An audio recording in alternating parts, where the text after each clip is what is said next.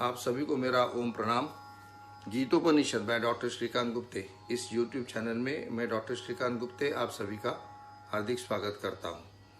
हम श्रीमद् भगवद गीता का दूसरा अध्याय सांख्य योग के बारे में विचार कर रहे हैं और अभी तक हमने 25 श्लोकों का विचार किया हुआ है और आज हम 29 और 30वें श्लोक का विचार करने वाले हैं।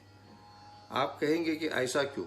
26, 27 और 28 श्लोकों के बारे में पहले विचार होना चाहिए था और 29 और 30वें श्लोक के बारे में बाद में विचार होना चाहिए था।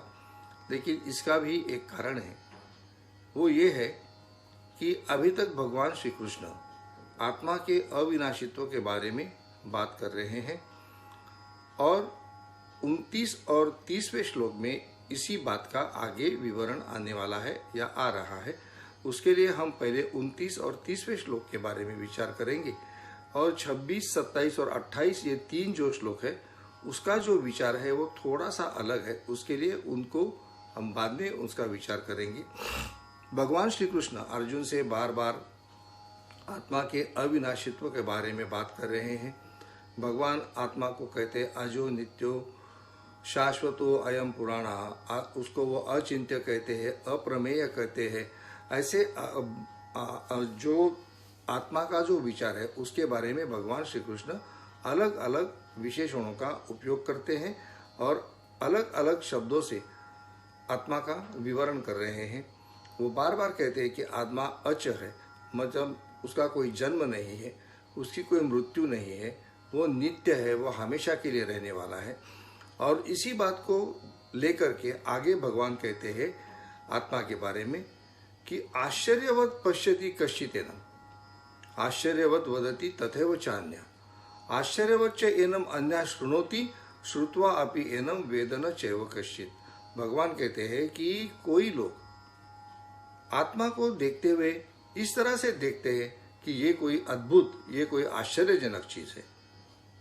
कोई इसका जो वर्णन करते हैं वो इसी तरह से करते हैं कि ये कोई आश्चर्यजनक या कोई अद्भुत वस्तु है, और कोई ये कहते हैं और ये कोई जानते हैं उसके बारे में कि उसके बारे में सुनते हैं कि आश्चर्यवत च एनम अन्या शृणोति, जो कहने वाली बात है, जो कही गई बात है, वो इस तरह से उसको पढ़ते हैं कि जैसे कि वो कोई आश्चर्यजनक या कोई अद्भुत वस्तु के बारे में सुन रहे हैं।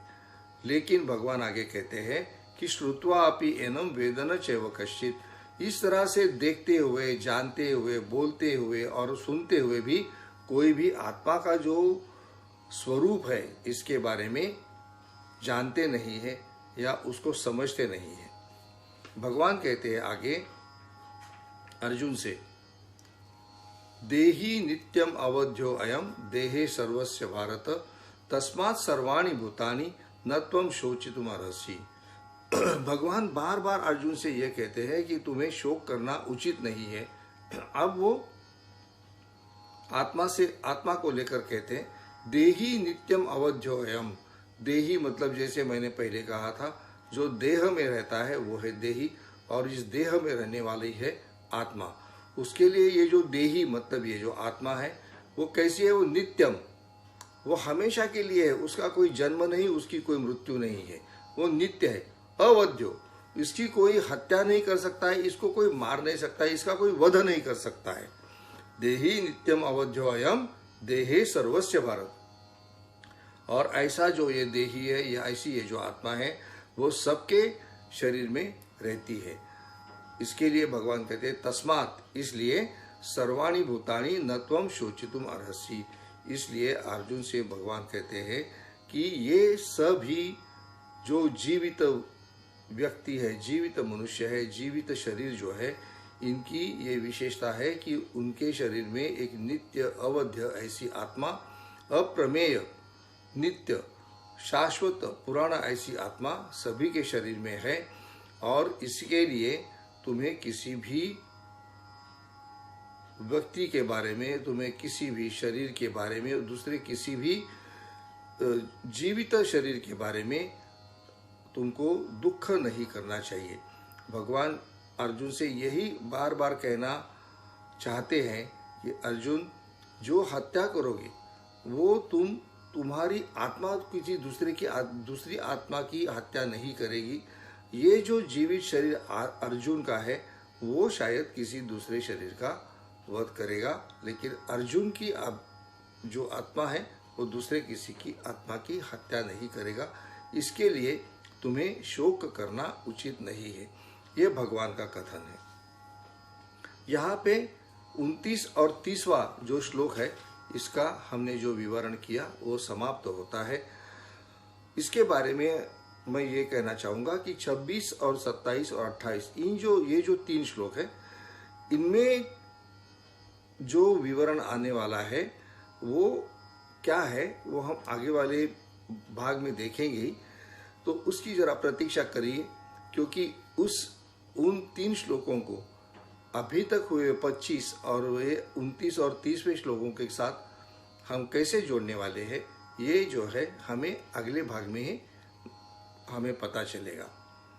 आपको मेरा यह उपक्रम कैसा लगता है ये मुझे ज़रूर बताइए, कमेंट करिए और मुझे ज़रूर बताइए आपके विचार और आपके मंतव्य मुझ तक ज़रूर पहुंचाइए।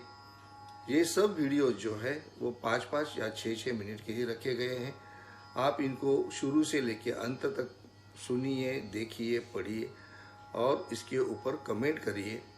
साथ ही साथ गीतोपनिषद बाय डॉक्टर श्रीकांत गुप्ते इस YouTube चैनल से जुड़े रहिए। इसको लाइक, शेयर और सब्सक्राइब ज़रूर करिए और सब्सक्राइब करते समय वहाँ पे जो बेल बटन है उसको ज़रूर क्लिक करिए, ताकि आपको इस चैनल के बारे में नोटिफिकेशंस आती रहेगी और आपको मेरे ये विचार आप तक पहुँचते रहेंगे। आप सभी को मेरा जय श्री कृष्ण।